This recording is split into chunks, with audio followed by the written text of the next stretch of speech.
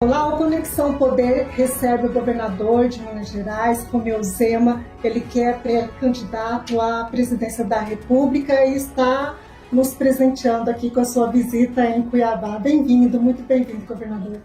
Boa tarde, Márcia. Boa tarde, Ana. É um grande prazer estar aqui em Cuiabá mais uma vez e estar aqui ao lado de vocês. Como é que tem sido essa sua passagem por Cuiabá? Já não é a primeira vez, mas esse agora é um momento político atípico, né?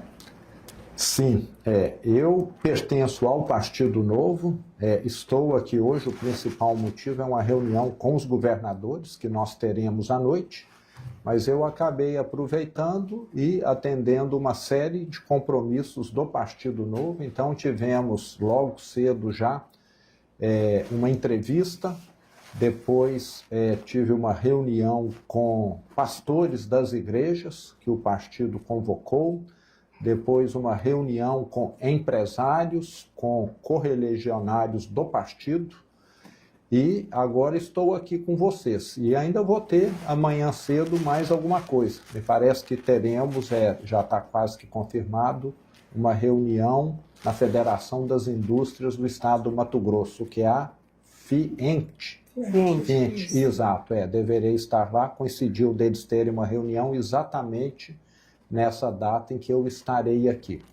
E tem sido muito bom, porque o partido cresceu muito aqui no Mato Grosso, em termos de vereadores, de prefeitos, temos já um deputado estadual e tem um potencial muito grande. O Mato Grosso é um estado de direita, e o Novo tem propostas exatamente nessa linha, e com gente competente.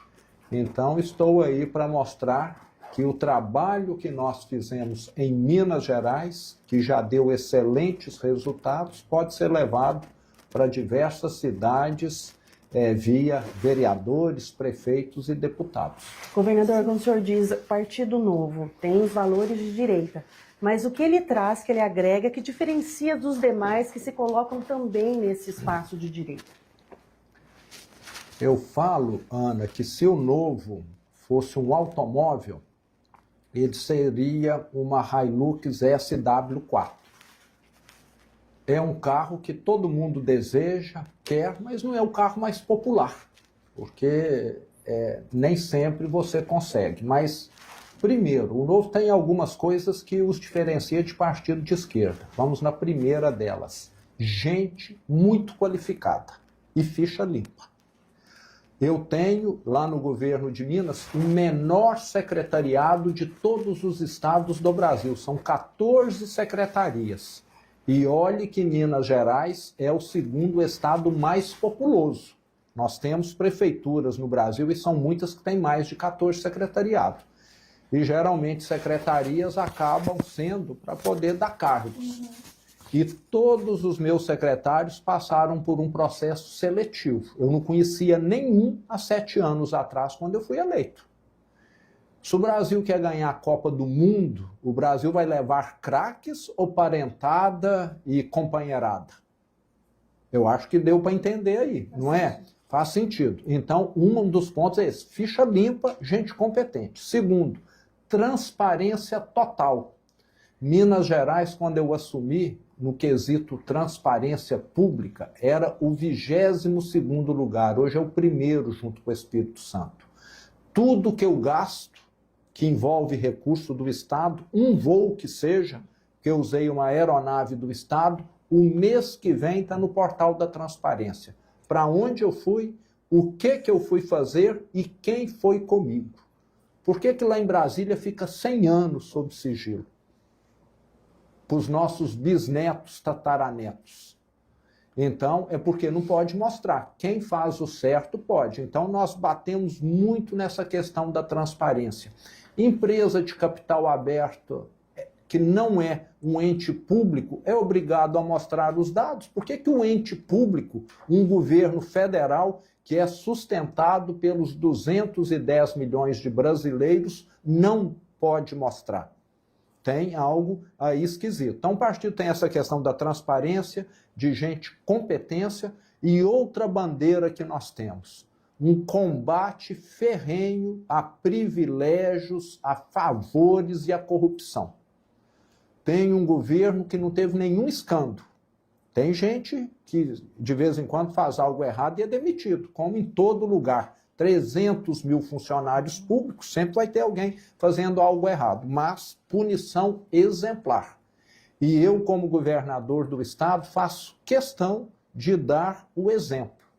Todo governador de Minas, até eu ser eleito, viviam como imperador de Minas, num palácio, com 32 empregadas, garçons, mordomos, governantas, cozinheiras, não sei mais o quê. Eu moro na casa que eu pago o aluguel, já que eu sou do interior, tive de mudar para Belo Horizonte. Em vez de 32 empregadas, tem uma empregada que eu pago. Em vez de ir e voltar de helicóptero, como o governador do PT fazia, a minha casa é próxima do local de trabalho, eu vou e volto de carro. Só isso aí dá uns 5 milhões por ano. E exijo mesmo de quem trabalha comigo. E como governador do estado, eu continuo vivendo do mesmo jeito, vestindo as mesmas roupas, comendo a mesma comida, com o mesmo estilo de vida. E antes, quem era governador saía da Peble para ser imperador de Minas Gerais. E comigo, continuo o mesmo. Então, são valores que o Novo preza. Nós gostamos de responsabilidade, de prestar contas, de gente competente. Sei que a direita tem muita coisa a ver conosco, mas às vezes não vai nessa linha. Quer distribuir um cargo, quer fazer um favor. Então, nós somos uma direita que vai bem alinhada com essas propostas. O senhor foi do PL? Fui quando eu era jovem, porque um primo meu foi candidato e pediu para me filiar, mas nunca exerci.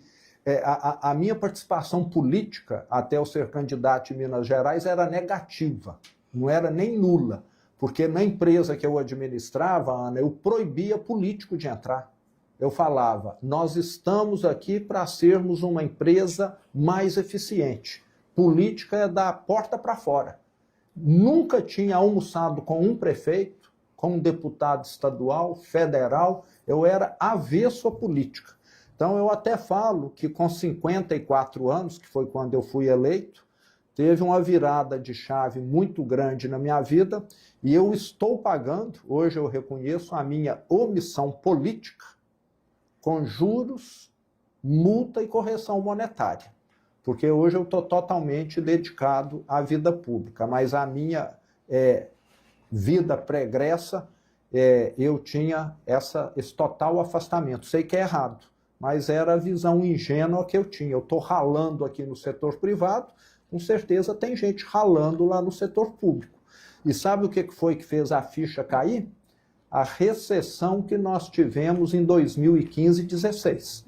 Naqueles 2 anos, o Brasil foi o único país do mundo que engatou marcha ré. Presidente Dilma, nessa ocasião? Oi? Foi a Dilma presidente nessa ocasião? Foi na ocasião lá do impeachment, né? Naqueles 2 anos, o Brasil teve a maior recessão da história, provocada pelo PT, pelo impeachment, pelo petrolão, mensalão, mala de dinheiro, passadina e não sei mais o quê. E eu que sempre contratei, sempre fiz a empresa crescer, nesses 2 anos eu tive de reduzir o quadro da empresa em 2.500 funcionários. Aí é que a ficha começou a cair. Eu comecei a enxergar que não adianta você estudar muito, não adianta você ser competente, não adianta você ter uma boa empresa num país que está sendo mal governado, que está afundando. O que vale um bom profissional, uma boa empresa, num país igual a Venezuela? Nada. Ninguém quer ir para lá, quem está lá está querendo ir embora.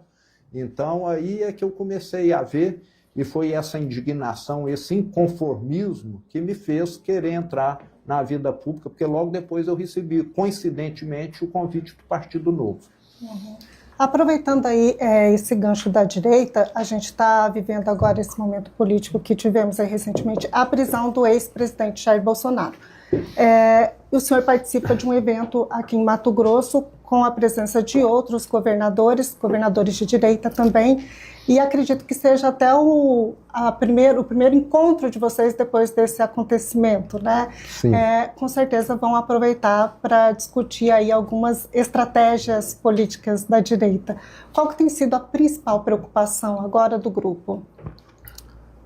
Bom, Márcia, primeiro eu lamento muito essa perseguição política, né, que Bolsonaro e outros da direita estão tendo no Brasil.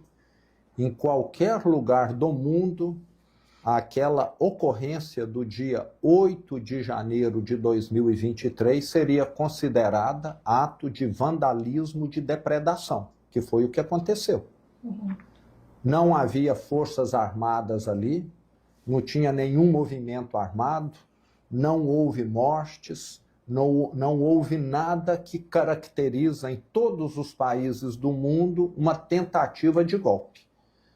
Só que a nossa esquerda, né, sempre malandra, sempre fazendo uso de artifícios, falou, é um atentado antidemocrático, é uma tentativa de golpe de Estado e não sei o quê.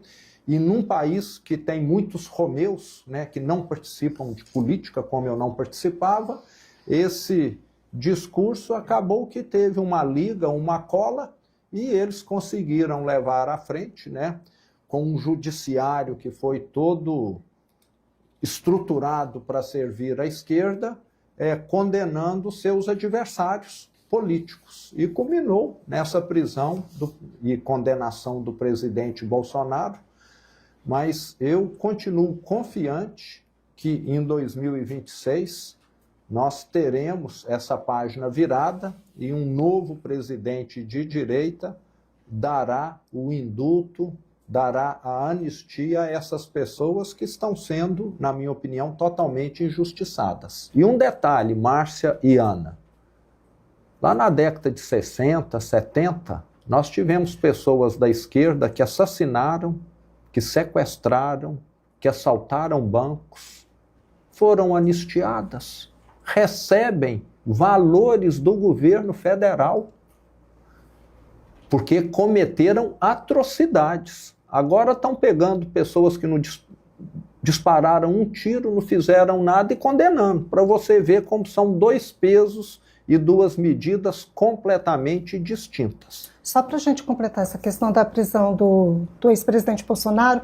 a gente viu hoje o filho dele, o Flávio Bolsonaro, dizendo que o ex-presidente estava com receio de consumir a alimentação, a comida lá de dentro da PF. Ele chegou, antes de ser preso, a fazer uma entrevista até e dizer que se ele fosse preso, ele acreditava que ele seria envenenado. O senhor acredita que isso pode acontecer? Ocorre esse risco?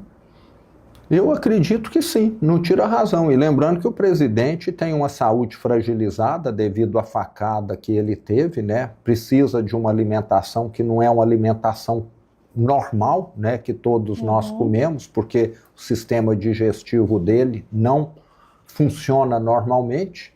E desse governo eu não desconfio de nada. Quem é capaz de assaltar velhinhos que trabalharam 50 anos, 60 anos, que recebem um salário mínimo de aposentadoria, na minha opinião, é capaz de fazer tudo. Tem lá um ex-prefeito ou prefeito lá da região do ABC, que perdeu a vida também há algum tempo, parece que está tudo dentro desse contexto, né? E nós temos de lembrar que todos os regimes comunistas que já existiram na Terra foram os que cometeram as maiores atrocidades. E é a linha desse pessoal que está lá em Brasília. Governador, alguns parlamentares, né, políticos próximos ao ex-presidente Bolsonaro, por várias vezes nos relataram em entrevistas que ele estaria muito em sofrimento também pela deslealdade, porque ele tem percebido que nem todos os aliados são de fato aliados. Nessa situação em que ele hoje está preso, diante de toda a angústia que ele vem sentindo, até mesmo quando ele disse que manuseou a tornozeleira porque estaria tendo alucinação por conta do remédio da angústia. Nós entrevistamos ontem a advogada dos presos em 8 de janeiro e ela disse toda essa situação que dá essa perturbação mental por conta dessa situação. ele preso da forma como está hoje, fica mais fortalecido ou mais enfraquecido? O senhor acha que ele vai se deparar ainda com muita traição? Bom, vamos por etapas, Ana. Ele, estando detido, é lógico que ele não tem a possibilidade de se manifestar, de estar mostrando a sua indignação, de continuar liderando todo o movimento da direita como ele vinha fazendo. Mas eu tenho certeza que nós, governadores de direita, em sua maioria, continuamos carregando a bandeira dele, entendeu? Independentemente dele estar detido ou não, nós estamos levando, e acho que a grande questão nossa é combatermos o PT. É o que eu sempre conversei com o presidente Bolsonaro. Nós compartilhamos da mesma luta. E em 2022 eu fui candidato à reeleição ao governo de Minas Gerais. Ele, por questões partidárias, apoiou, né, um outro candidato. Eu ganhei em primeiro turno e estive com ele durante 3 semanas no interior de Minas, em Belo Horizonte, fazendo campanha para o segundo turno dele. Conseguimos avançar do primeiro para o segundo turno 600 mil votos, mais de 500 mil de votos, o que é muito expressivo. Então, eu acredito que essa batalha continua e que nós vamos eleger um presidente em 2026 e que daremos o indulto, a anistia a ele. E queremos vê-lo solto. Ele foi quem resgatou a direita no Brasil, ele merece a nossa solidariedade nesse momento, merece o nosso respeito, consideração, e é lamentável essa perseguição que a esquerda tem feito com relação a ele, até porque ele é a maior figura da direita. Teremos eleições polarizadas vindo por aí. Teremos, mas está muito claro também, Ana, que o brasileiro começa a cansar desse extremismo, né? De um tá mandando pedra no outro, de um tá agredindo o outro. E vejo que nós, governadores de centro-direita, temos todos, acho que sem exceção, um discurso mais moderado. Eu, como um bom mineiro, os outros governadores, acho que isso é aquilo que o brasileiro mais quer. Nós queremos valorizar a família, nós queremos um Estado menor para não ter de aumentar impostos ou até reduzir impostos, que é o que a direita quer. Um país mais seguro, aonde não tenhamos mais esse recorde de homicídios por ano, né? O Brasil é recordista mundial há muito tempo de homicídios, 45 mil homicídios por ano. É como se todo dia caísse um avião com 140 pessoas. É uma guerra, né? E isso passou a ser visto com naturalidade pelos políticos. Não pode. Você concorda? Todo dia, se um avião está caindo aqui, alguma coisa precisa ser feita. E isso tem um custo social muito grande. Na grande maioria são pessoas jovens, pessoas que vão deixar filhos pequenos, pessoas que ainda têm mãe, que causam um sofrimento, uma tragédia familiar, e isso tem um custo social e econômico gigantesco para o Brasil.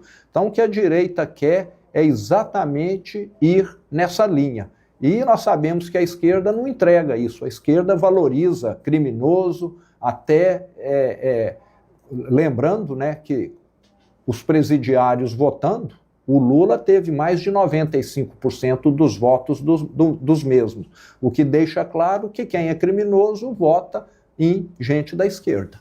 Recentemente o senhor disse, se posicionou até mesmo nas redes sociais, tem até uma frase que eu anotei aqui: Minas não vai ser quintal de terrorista. O senhor defende a ideia das facções elas serem equiparadas aos terroristas. A segurança pública no país como um todo, ela está avançando, e o senhor conseguiu em Minas reter esse avanço de outros estados? Sim. Na nossa gestão, a segurança em Minas avançou muito, Ana. Eu posso hoje falar com orgulho que as facções, as organizações criminosas não controlam um quarteirão em Minas Gerais. A nossa polícia tem acesso a todas as vias públicas de qualquer cidade de Minas. E a nossa resposta tem sido a mais rigorosa possível. Vamos pegar a questão de invasão de terra. Em Minas, a ordem teve invasão de terra, presença imediata da Polícia Militar para estancar. Se entraram 15 pessoas, vai ficar 15. Não vai virar 200 nem 5.000 como acontecia no passado. Que aí você torna insolúvel o problema. Então, zero invasão de terra. Entraram 15, nós vamos negociar e depois aquilo vai ser resolvido com o tempo. Mas não vai continuar entrando ninguém. Novo Cangaço, que era um terror em Minas Gerais. Durante o governo do PT em Minas, que não combatia criminosos, nós chegamos no ano de 2016 a termos 263 ocorrências daquele tipo de ação que os criminosos, num grupo de 20, 30, chegam numa cidade pequena, incendeiam caminhões, automóveis em frente ao quartel, a polícia civil, para imobilizar a força de segurança local, utilizam escudo humano, gente inocente amarrada no capô de um carro ou dentro de um carro, para poder explodir agências e caixas bancários. Numa cidade de 5.000, 10.000, 20.000 habitantes, espalham o terror e fazem o que bem entendem, durante 1 hora, 2 horas ali espalhando o terror. Em 2021, a nossa Polícia Militar, juntamente com a Polícia Rodoviária Federal, detectou movimentos de suspeitos lá no sul de Minas, em Varginha. 28 criminosos alugaram uma fazenda, estavam lá todos muito bem armados, estruturados, com bombas, etc., para poder fazer essas ações nas cidades no entorno ali. Foram detectados, a polícia chegou na fazenda, foi recebida a tiros. Resultado, 28 mortos por parte dos bandidos. Depois disso, teve um declínio muito acentuado. Então, criminalidade você combate com medidas assim. Não é mandando recado, não é mandando flores, como o nosso presidente julga. Você combate quem te recebe a bala com bala. Agora, se estiver disposto a se entregar, que se entregue, como aconteceu lá no Rio de Janeiro. Essas ocorrências do Novo Cangaço, que foram 263 em 2016, sabe quantas nós tivemos o ano passado em Minas? 1. Então dá para ver que criminoso, antes de pôr o pé em Minas, ele pensa, porque ele sabe que ali a resposta vai ser uma, o que não é o caso dos estados governados pela esquerda, que tem essa tolerância e até visão romântica do crime. Em Minas nós não temos. O senhor classificaria as facções como terroristas? Classificaria, é claro, quem usa escudo humano, quem chega explodindo uma cidade pequena, quem controla território. Quem que foi a população que mais apoiou aquela ação da polícia que aconteceu no dia 28 de outubro no Rio de Janeiro? As pessoas que moram na comunidade que sofre com crime organizado.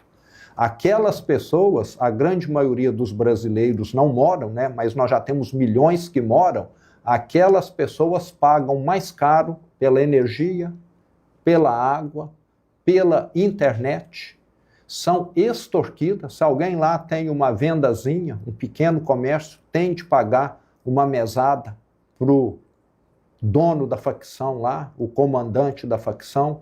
Se você é mãe de uma moça bonita e ele achar a sua filha bonita e fizer um convite, ou você vai ter de mudar para o outro lado do país, ou você vai estar correndo risco de vida se quiser proteger a sua filha. Então, é um mundo cão. Por isso que aquela população apoiou, né? E quem tem carro lá, muitas vezes não tem nenhum direito de usar o carro, porque tem barricada.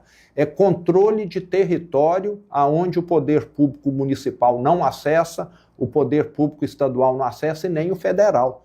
Isso é que é um atentado contra a soberania nacional. Eu interpreto isso. E você ficar tolerando, e esse governo está tão atrás, tão sedento por arrecadação, criminoso paga imposto, eles importam cigarro aos milhões de unidades do Paraguai, distribuem no Brasil inteiro sem pagar imposto e prejudicando quem paga imposto.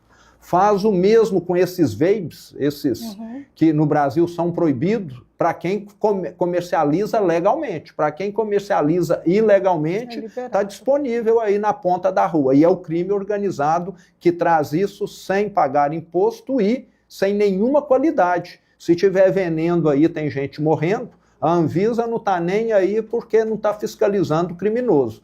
Então eu falo que junto com o crime vem muita coisa ruim. Não é só o sujeito que rouba o seu celular, não. É muita coisa ruim, é uma ramificação, é um câncer para a sociedade. E pegando esse gancho aí do avanço da criminalidade, né, conforme o senhor colocou, é um número altíssimo aí de assassinatos, né, diariamente. Por que o governo federal, então, fecha os olhos diante disso? Qual que é a sua avaliação? Porque, conforme o senhor disse, há uma inércia e até um romantismo nessa questão do crime. Então, eu te diria que tem aí, Márcia, alguns fatores, né? Primeiro, o governo federal tem essa visão de esquerda que acha que eles são capazes de consertar pessoas que já nasceram doentes.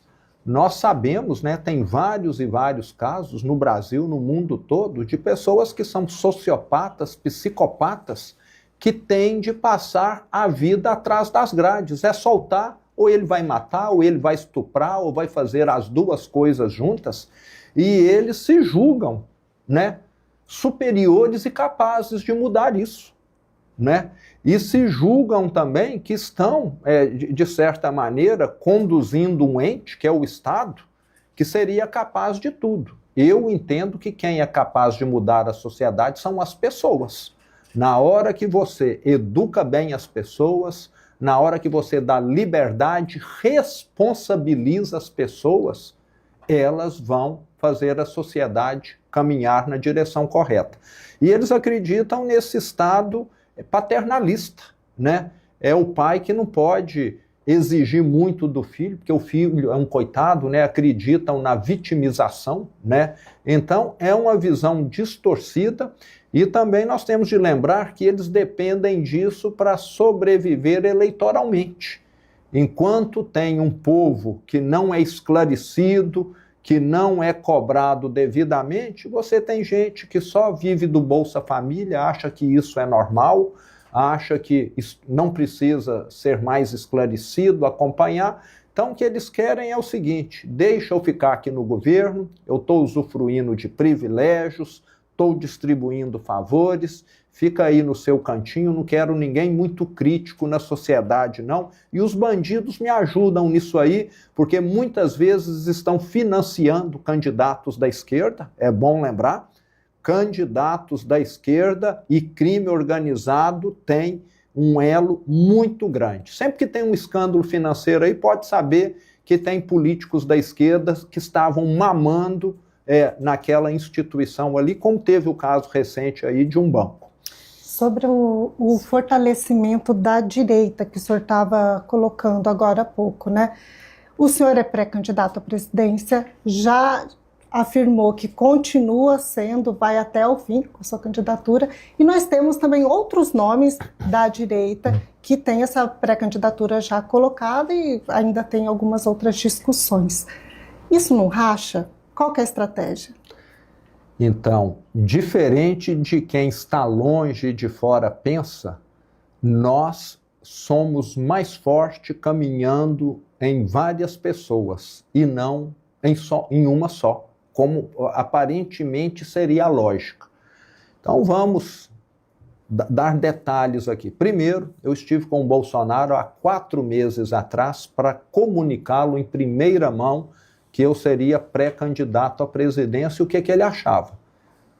Sabe qual foi a resposta dele? Falou: Zema, quanto mais candidatos à direita tiver, melhor para a direita. Bolsonaro me falou isso. E faz sentido. E por quê? Em Minas Gerais, com certeza, nenhum candidato seria tão bem votado quanto eu. que sou conhecido dos mineiros por ser o governador. Em outros estados, que são governados por bons governadores da direita, você aplica esse mesmo raciocínio. Isso significa o quê? Que num primeiro turno, a direita tendo 2, 3 ou 4 candidatos, que é o que deve ocorrer, ela terá mais votos do que teria se tivesse um. E nós estaremos juntos no segundo turno. E vamos transferir esses votos do primeiro. Então, a lógica é essa. Para quem está de fora, pode parecer que está rachado, que não está tendo união, mas no segundo turno nós estaremos todos juntos contra a esquerda, levando esses votos do primeiro turno, qualquer que seja o candidato anti-esquerda no segundo turno. Então, estou muito confiante, o brasileiro está cansado do que está acontecendo, dessa criminalidade alta, o brasileiro já viu que ficar 10, 20 anos recebendo Bolsa Família não melhora a vida dele, ele quer desenvolvimento econômico, ele quer dignidade, um emprego bom, e é o que nós já mostramos, é possível fazer em Minas Gerais. Em Minas Gerais nós recebemos um estado arruinado pelo PT, e desde então levamos um número recorde de investimento, mais de R$500 bilhão de investimentos privados, um estado que voltou a ter credibilidade, que tem energia elétrica disponível, que tem uma infraestrutura, estamos recuperando tudo, e que criou 1 milhão de empregos com carteira assinada. Isso é mais do que muitos países do mundo. Em Minas nós mostramos e o mineiro aprovou. E se o mineiro aprovou, o brasileiro apoia, porque Minas é uma amostra quase que perfeita do Brasil. Uma parte do Centro-Oeste está lá, uma parte de São Paulo, do Rio e do Nordeste também. Governador, duas coisas, o senhor falando sobre isso, desse espaço, né, que é uma referência para o Brasil. Me corrija, por favor, se essa informação estiver equivocada. Fazendo pesquisa, identifiquei que em 2024 o senhor teria anunciado a criação de uma frente política em defesa do protagonismo do Sul e Sudeste. Isso é real? Isso não causou rejeição em outros estados? O que seria essa frente política em defesa dessas regiões? E nós aqui, Mato Grosso, Centro-Oeste. O movimento que aconteceu foi em 2019, em março, bem no início da minha gestão. Nós tivemos uma reunião em Belo Horizonte com a presença de diversos governadores do Sul e do Sudeste e definimos pela criação do COSUD, Consórcio Sul-Sudeste. Os estados do Sul e do Sudeste, Ana, por ser talvez os mais populosos, né? Nós temos de lembrar que temos aí São Paulo, Minas, Rio Grande do Sul, que tem uma grande população, mesmo Paraná. Talvez só Santa Catarina e Espírito Santo não tenha uma população aí superior a 10 milhões de habitantes. Os outros estados, o Paraná acho que é 8, 9, se não me engano, tem uma população que é maior do que a de muitos países. Até pelo porte desses estados, eles, diferentemente de outras regiões do Nordeste, do Norte e do próprio Centro-Oeste, nunca trabalharam em conjunto. Se o Nordeste trabalha em conjunto, o Norte trabalha em conjunto, o Centro-Oeste trabalha em conjunto, tem o consórcio do Centro-Oeste, por que que o Sul e o Sudeste não pode? Nós não estamos trabalhando contra o Brasil, não. Nós estamos trabalhando a favor do Brasil. E vamos ter, inclusive, a semana que vem, a 14ª reunião, encontro do COSUD, lá no Rio de Janeiro. Nesses 7 anos, fizemos 14 reuniões, com a presença de todos os governadores, secretariados, e isso tem sido muito benéfico, porque na questão da segurança pública nós tivemos um avanço muito grande nesses estados. As nossas polícias conversam muito entre si. Nós temos muitas operações em conjunto, Minas Gerais com São Paulo, Minas Gerais com Goiás, apesar de não ser do COSUD, temos operação em conjunto. Nós estreitamos esse relacionamento, as nossas fiscalizações têm feito também operações em conjunto. Às vezes uma empresa que usa laranja sai de um estado, vai para o outro. Isso hoje é comunicado, há troca de dados. Então, essa união tem beneficiado esses estados e, consequentemente, o Brasil. E um detalhe importante, nesses estados do Sul e Sudeste, está concentrado 55% dos brasileiros. Agora tem gente que ficou incomodado, não sei por quê. E são os estados mais seguros do Brasil, com as menores taxas de criminalidade, os que têm maior renda do Brasil e aqueles que, com toda certeza, mais podem contribuir.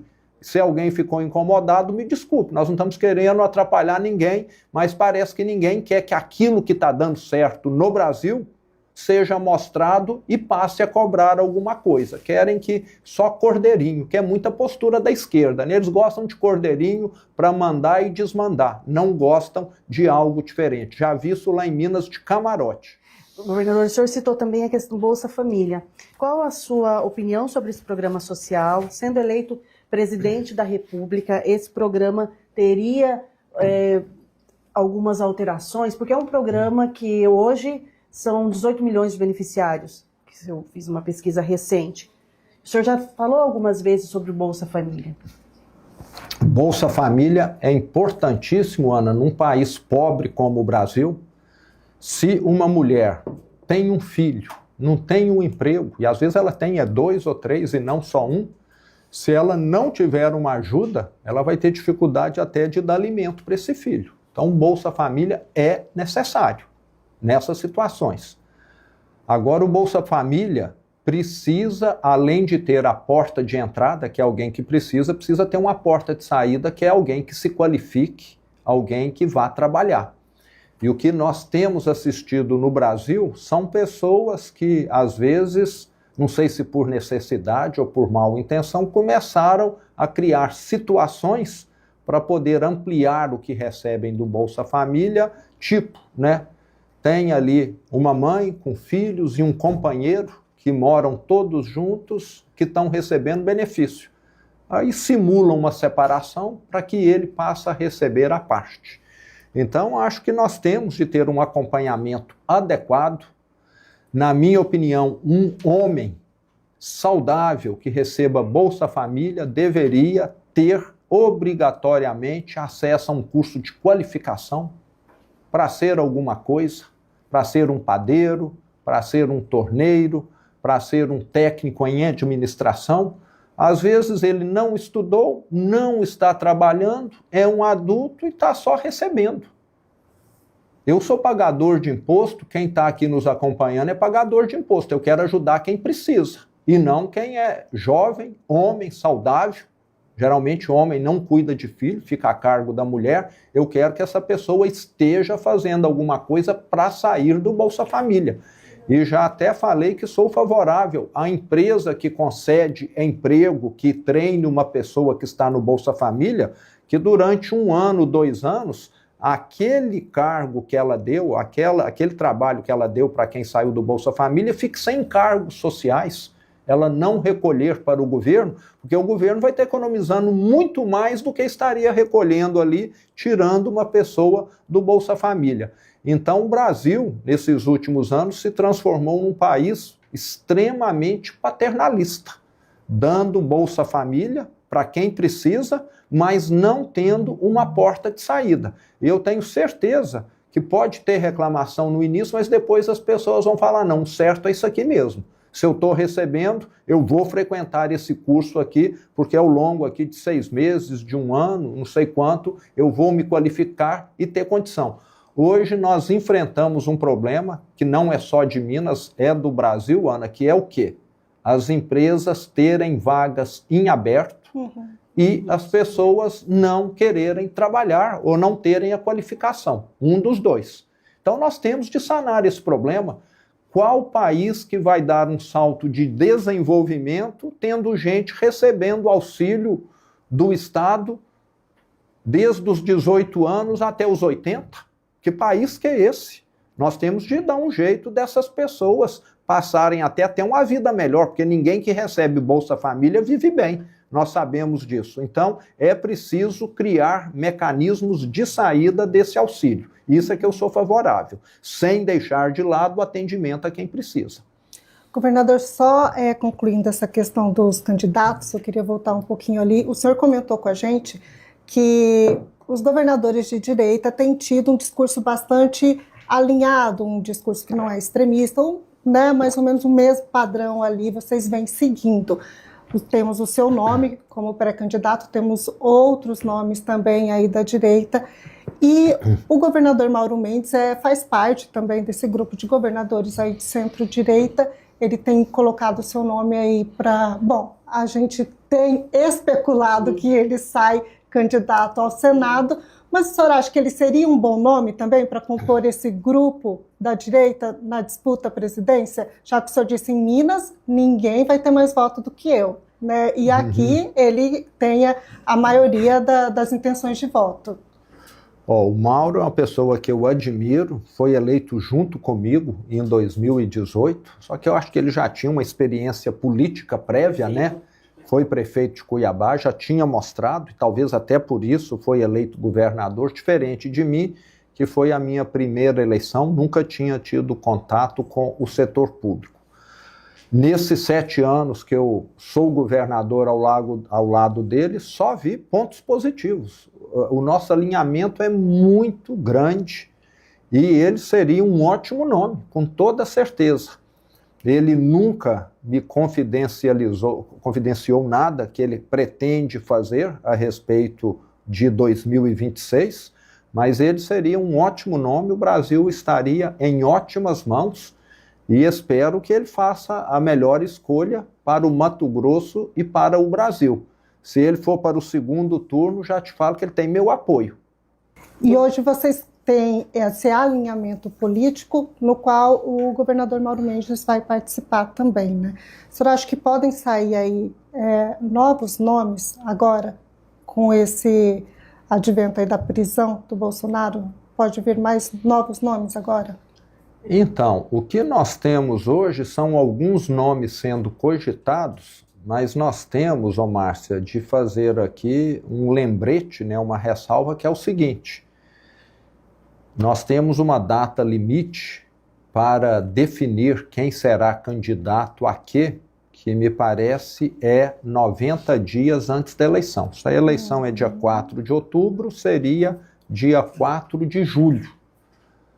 E a posição desses pré-candidatos na véspera do dia 4 de julho é que vão sinalizar se alguém vai querer disputar a presidência, se vai querer ir para o Senado ou vai querer outra coisa. Tem chão ainda.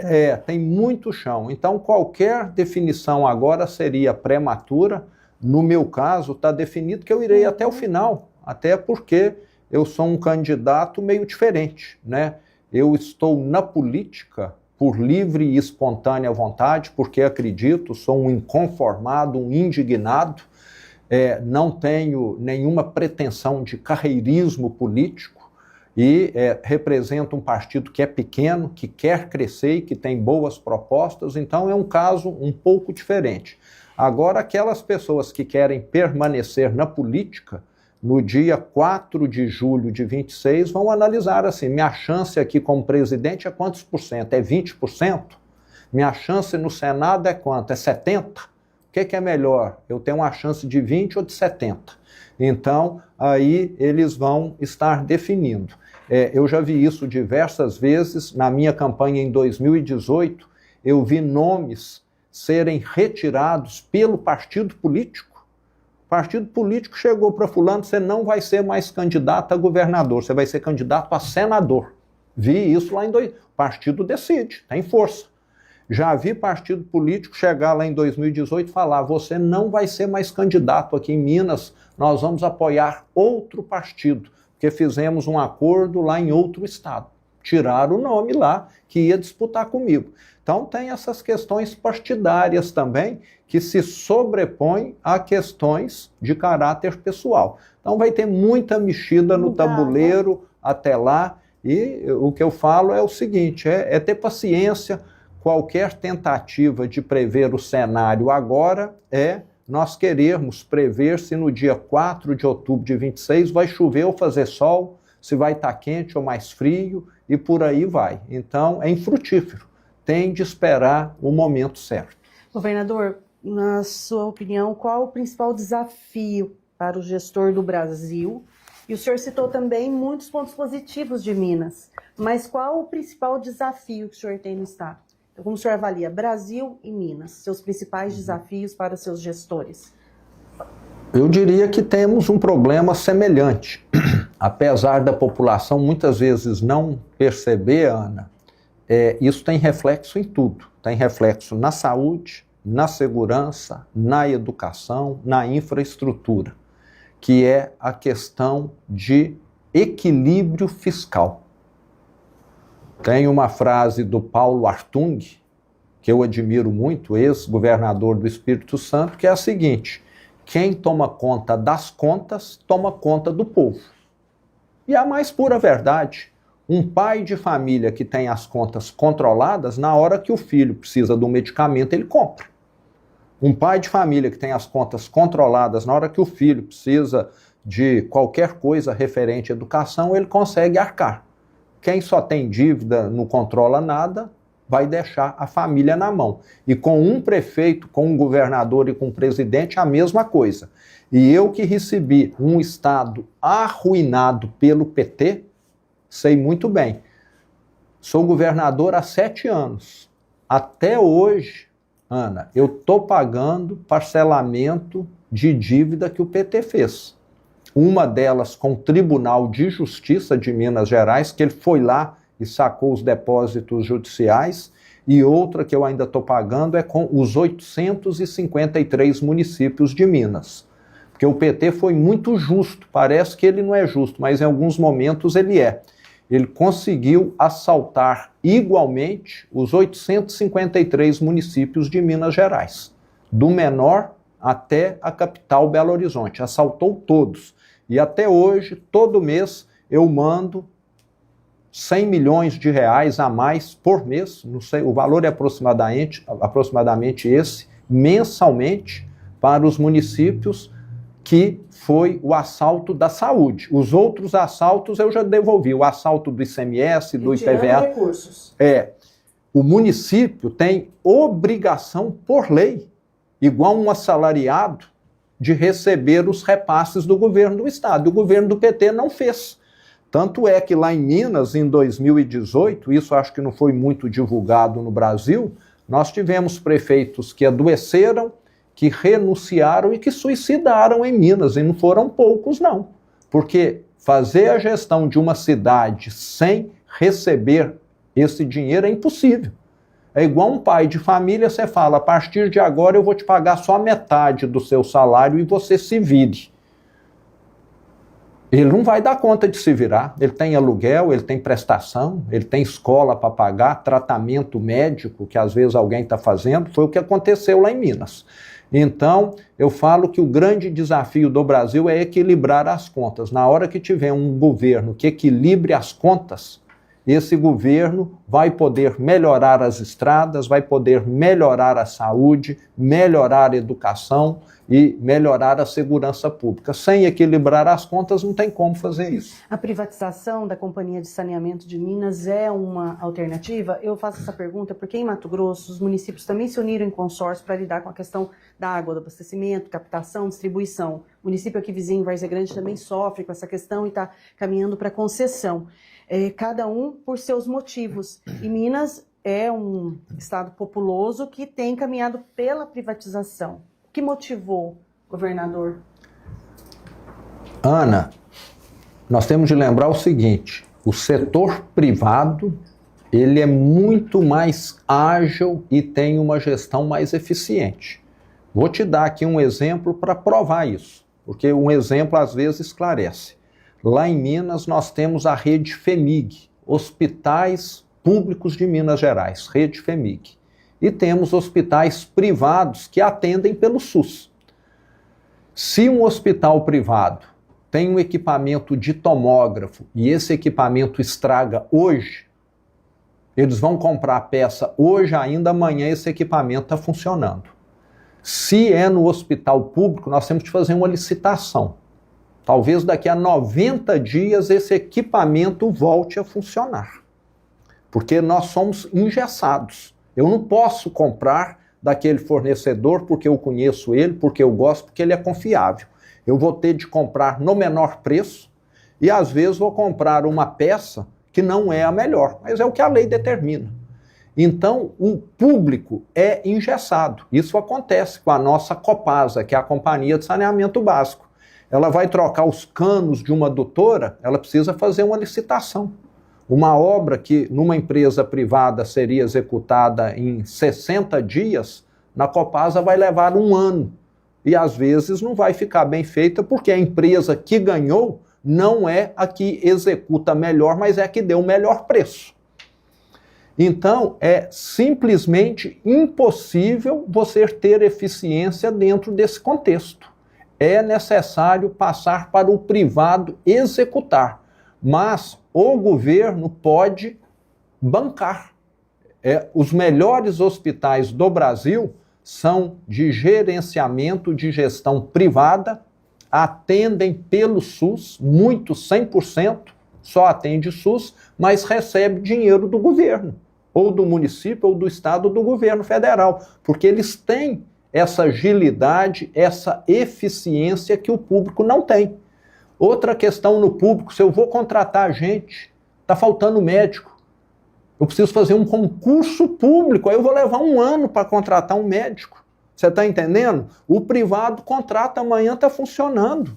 Então, é assim, uma ilusão achar que uma empresa pública vai prestar bom serviço. Ela não tem agilidade.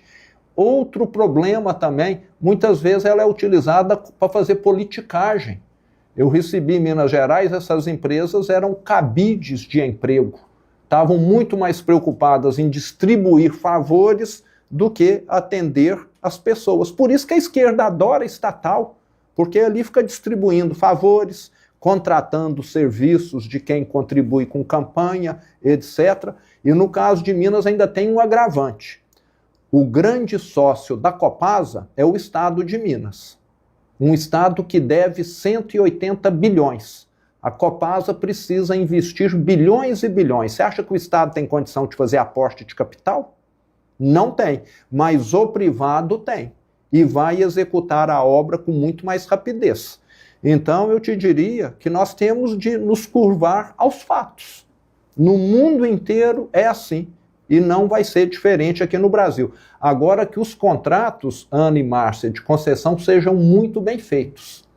Se a empresa de energia elétrica deixou faltar energia mais do que o que está no contrato, que tem uma multa pesadíssima para ela, para forçar a ela a fazer investimentos na melhoria da rede, o mesmo com relação ao fornecimento de água e por aí vai. Não sou favorável a fazer negócio de compadre de forma alguma. Tem de fazer um contrato muito bem feito, com penalidades, com exigência de investimentos. Aí sim você vai ter uma concessão bem feita. E quer exemplo melhor do que esse aqui? Eu sou mais velho, né? Eu sou da época da Telemig, Telecomunicações de Minas Gerais. Ela tinha um monopólio de telefonia. Em Minas Gerais, quem queria ter telefone fixo ou celular dependia da Telemig. Muitas vezes você tinha de esperar 1 ano, 2 anos para ter uma linha ou um aparelho. Você não tinha comparação de preço e o Brasil precisa caminhar para essa questão de ter opção no setor de energia elétrica, como tem com telefonia. Uhum. Governadora, aproveitando aqui para a gente concluir falando sobre esse gancho da gestão fiscal que o senhor colocou agora há pouco, de como o senhor pegou o estado de Minas, né? Na sua avaliação, como é que vai ficar, como é que o PT vai entregar ao Brasil no final dessa gestão e ainda como pode ficar o país se ele continuar no poder? Márcia, o presidente Lula gaba-se, né, muitas vezes de estar apresentando bons números na economia. Desemprego está caindo, a economia está crescendo, tá, mas com uso de anabolizante, de bomba, de esteroide, igual esse pessoal que vai para academia, quer ficar todo forte, começa a usar. a princípio vão ficar fortes. Mas daqui a alguns anos, problema cardíaco, problema hepático, problema renal, problema arterial, problema de impotência e por aí vai. A economia do Brasil está sendo inflada, inchada e não crescendo. Nós estamos repetindo, Márcia, o mesmo que aconteceu com a Dilma há 10 anos atrás, há 12 anos atrás. Tudo parecia uma maravilha e na hora que nós vimos aquilo não tinha nenhum fundamento. E na hora que tiver de corrigir essa rota, o remédio é muito amargo. Tivemos a maior recessão da história em 2015 e 2016. E tudo indica que nós vamos ter algo semelhante caso não haja uma mudança muito grande nessa condução da gastança. O Brasil tem uma dívida, um déficit anual que só tem crescido ao longo do governo do Lula.